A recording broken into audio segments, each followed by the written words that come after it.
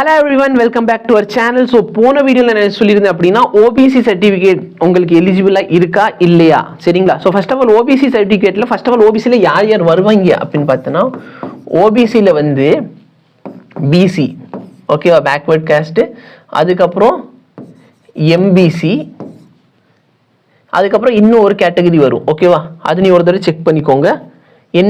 NMC இல்லை, NMC வந்து conduct பண்ணுற பாடி ஓகே. ஸோ 3 கேட்டகரியில் தெரிஞ்சவங்க கமெண்ட் பண்ணிடு, எனக்கு இப்போதைக்கு ஞாபகம் வரல. ஸோ இந்த மாதிரி 3 கேட்டகரி வரும். ஸோ அதில் இருக்க எல்லாருமே பார்த்தீங்கன்னா OBCன்னு தான் சொல்லுவோம். இப்போ OBCயில் பார்த்தீங்கன்னா க்ரீமி லேயர் இருக்குது, நான் க்ரீமி லேயர் இருக்குது. ஸோ நான் க்ரீமி லேயர் தான் NCL ஓகேவா, நான் க்ரீமி லேயர் அப்படின்னு சொல்லுவாங்க. ஸோ OBC NCL சர்டிஃபிகேட் வாங்கி வச்சுக்கோங்க அப்படின்னு நிறைய பேர் சொல்லி கேள்விப்பட்டிருப்பீங்க ஓகேவா. இல்லை அப்படின்னா எக்கனாமிக் வீக்கர் செக்ஷன் EWS. இப்போ நல்லா பார்த்தீங்கன்னா சப்போஸ் நீங்கள் இந்த கேட்டகிரியில் இருக்கீங்க அப்படின்னா உங்களுக்கு OBC சர்டிஃபிகேட் கிடைக்கும். சப்போஸ் நீங்கள் எந்த கேட்டகிரியில் வரமாட்டீங்க, MBC, MBC, SC, ST, SC இந்த மாதிரி எந்த கேட்டகிரிலையும் வரமாட்டீங்க அப்படின்னு சொன்னால் உங்கள் பேரண்ட்ஸோட இன்கம் வருஷத்தோட இன்கம் வந்து 8 lakhs கம்மியாக இருந்தால் நீங்கள் எந்த சர்டிஃபிகேட் வாங்கிக்கலாம், EWS வாங்கிக்கலாம் சரிங்களா.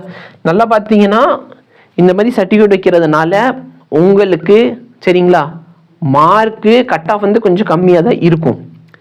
லாஸ்ட் இயர் பார்த்தீங்கன்னா இந்த மாதிரி கேஸ்ட் சர்டிஃபிகேட் வச்சிருந்ததுனால ஒரு சில பசங்க வந்து 550 மார்க்குக்கும் சீட் வாங்கிட்டு போனாங்க. எந்த சர்டிஃபிகேட்டுமே இல்லாத ஒரு பொண்ணு என்கிட்ட படிச்ச ஒரு பொண்ணு வந்து 605 வச்சிருந்தா ஓகேவா. ஆனால் அந்த பாப்பாக்கு சீட்டு கிடைக்கல. அதனால உன் லக்கு, ஒரு தடவை உனக்கு இந்த மாதிரி சர்டிஃபிகேட் இருக்குன்னா நீ நல்லபடியாக போகலாம். எலிஜிபிளா இல்லையா அப்படின்னா நீங்கள் பாட்டுக்கு எங்கேயாச்சும் INET சென்டர்லாம் இருக்கும், இல்லை சேவை மையம்னு சொல்லி வச்சிருப்பாங்க, அங்கே போயிட்டு தேவையான டாக்குமெண்ட்ஸ் கொடுங்க.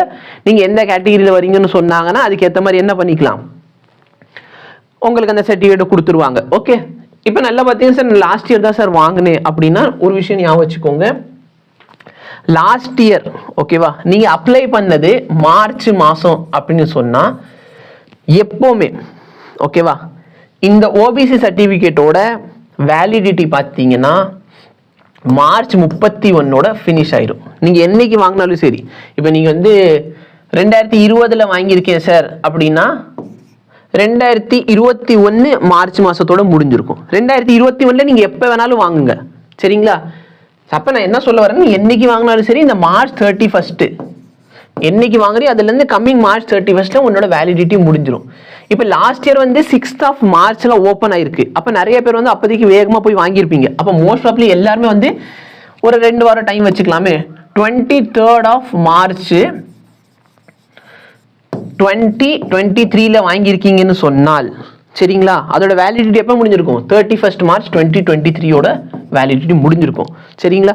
அப்போ நீங்கள் அதுக்கு அப்புறம் ஒரு சர்டிஃபிகேட் வாங்கி வைக்கணும். அதை வச்சு தான் நீங்கள் அப்ளை பண்ண முடியும். அதாவது அந்த சர்டிஃபிகேட் எப்போ வரைக்கும் வேலிடாக இருக்கணும்னா 31st March 2024 வரைக்கும் வேலிடாக இருக்கணும். நீங்கள் சப்போஸ் நீங்கள் போய் உங்கள் சர்டிஃபிகேட் பாருங்கள் ஓகேவா, ரொம்ப மேட்ச்ல தேவையில்லை, உங்கள் சர்டிஃபிகேட் பாருங்கள், அதோட வேலிடிட்டி 2024 March 31st March வரைக்கும் இருந்துச்சுன்னா ஓகே, நீங்கள் அதை வச்சு அப்ளை பண்ணிக்கலாம். அதே வந்து கவுன்சிலிங்கில் கொடுத்துக்கலாம். சப்போஸ் உங்களுக்கு வேலிடிட்டி 31st March 2023 வரைக்கும் தான் இருக்குது அப்படின்னா நீங்கள் கண்டிப்பாக ஒரு சர்டிஃபிகேட்காக அப்ளை பண்ண வேண்டும் ஓகேவா. அப்ளை பண்ணி வச்சிட்டேன்னா 15 daysக்குள்ளே மேக்ஸிமம் 15 daysக்குள்ளே உனக்கு அந்த சர்டிஃபிகேட் வந்துடும். அதுக்குள்ளே நம்ம நீட்டுக்கு அப்ளிகேஷன் ஓப்பன் ஆயிரும் மோஸ்ட் ப்ராப்ளி. ஸோ அதை வச்சு நீங்கள் என்ன பண்ணிக்கலாம், எக்ஸாமுக்கு அப்ளை பண்ணிக்கலாம் ஓகேவா. பட் நல்ல ஞாபகம் வச்சுக்கணும், எல்லா வீடியோவில் சொல்கிற ஒரு விஷயம் என்னன்னா இதெல்லாம் முக்கியம் கிடையாது ஓகேவா. ஈவன் நீ சர்டிஃபிகேட் இல்லாமல் அனெக்ஸ்ட்ரா வச்சு நீங்கள் ஃபில் பண்ணி கூட போயிட முடியும். ரொம்ப முக்கியமான விஷயம் என்ன அப்படின்னா உன்னோட ப்ரிப்ரேஷனை என்ஹான்ஸ் பண்ணிக்கோங்க. ப்ரிப்ரேஷன் என்ஹான்ஸ் பண்ணுறதுக்கு சேனல் சப்ஸ்கிரைப் பண்ணிக்கோ. ஏகப்பட்ட வீடியோ இருக்குது, PYQ சீரிஸ் அவைலபிளாக இருக்குது, கிராஷ் கோர்ஸ் இருக்குது, ட்ராப்பர்ஸ் கோர்ஸ் இருக்குது, டெஸ்ட் சீரிஸ் இருக்குது. இத்தனை விஷயங்கள் இருக்கிறப்போ சரியா தயவுசெய்து ப்ரிப்ரேஷனுக்கு மெயின் ஃபோக்கஸ் கொடுங்க சரியா. இந்த மாதிரி வீடியோ மோட்டிவேஷன் ஸ்ட்ராட்டஜி அது இம்பார்ட்டன்ட்னு சொல்கிறத விட ப்ரிப்ரேஷன், உன்னோட ப்ரிப்ரேஷன் தான் உனக்கு உதவியாக இருக்கும். ஸோ அதெல்லாம் ஞாபகம் வச்சுக்கிட்டு நல்லபடி ப்ரிப்பேர் பண்ணு. All the very best. Thank you so much. Have a nice day.